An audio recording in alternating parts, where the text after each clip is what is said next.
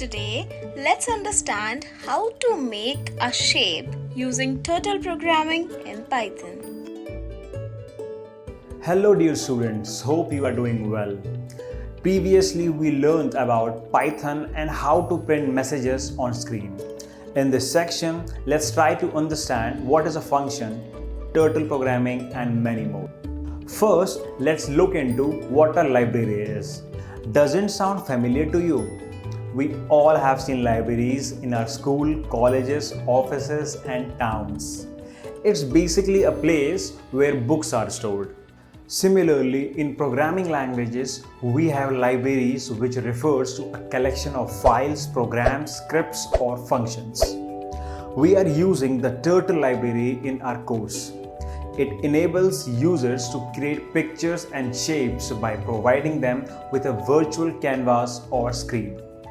To use the Turtle library, you need to import it in your program using the Turtle keyword as shown in figure.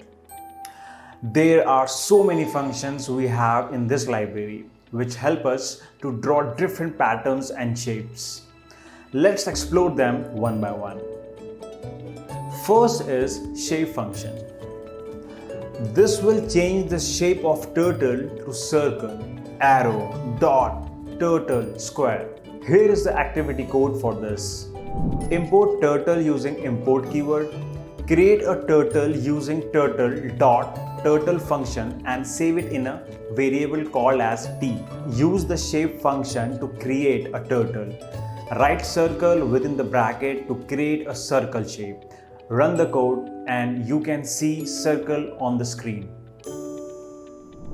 You can also change the shape to arrow, square, turtle and circle. Now let's try to draw a circle shape and color it using some functions in Turtle library. And here is the activity code.